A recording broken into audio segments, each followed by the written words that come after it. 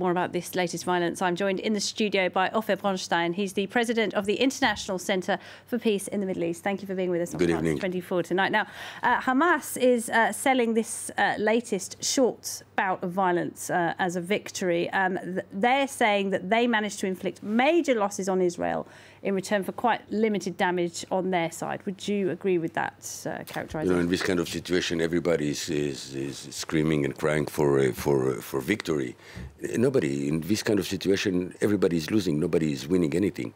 Half of the population of the south of Israel is under terrorist attack and missiles, which is terrible for them. 4 Israelis died, which is no victory for nobody. In the Palestinian side, we are witnessing for years now, a terrible humanitarian catastrophe. Hundreds of them died in the last 18 months. Thousands of them are wounded. If someone called this kind of situation a victory, so I really don't understand what will be lost. The only victory that is possible, and obviously neither one of the sides is capable of doing it, it's to have a vision, to have a strategy, to see what will happen in a few years from now.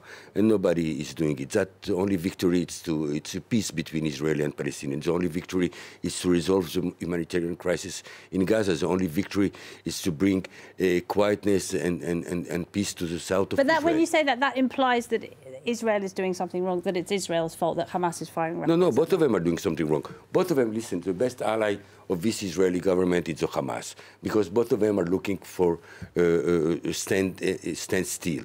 Nobody wants to change the situation. The Hamas, right, no. and that was talked about during the election campaign, wasn't it? Where Netanyahu's opponents said, "Look, you're doing business with Hamas by allowing Qatar to bring cash in and give them money, and that is fueling this violence." Exactly, it's the best partner today. The Hamas is releasing prisoners to Israel. Israel is allowing the Hamas to get Qatari money in cash every month. Israel is opening the border when it's good but it's no solution. Can you tell me which number of ceasefire it's this one? There have been many ceasefires. 3 major wars, and this could have been in the last 10 years, it's hundreds of ceasefire. So we don't need ceasefire. We need to resolve the issue once and for all.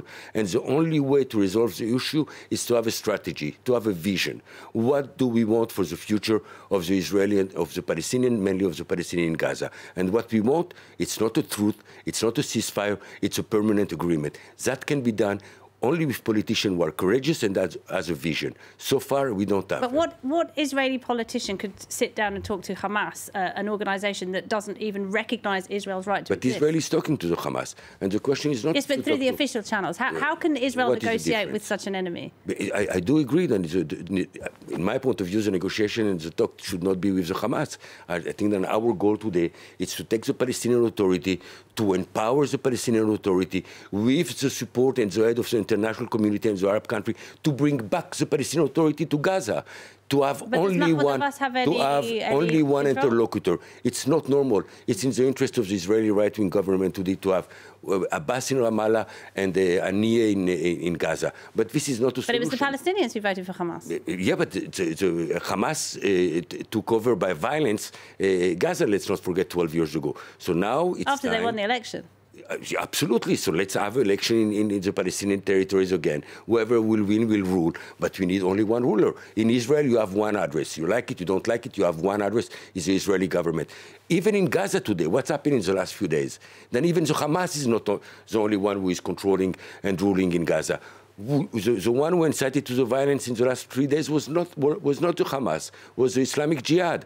So that means that the Hamas is not controlling the Islamic Jihad in the Gaza Strip. So today we don't have one government, one leader that we can talk to. Just very briefly, do you have any hopes for Donald Trump's peace plan that's supposed to be unveiled in the next couple of months? I want to see what every peace plan is welcome if it's a serious one, and both sides will agree to it.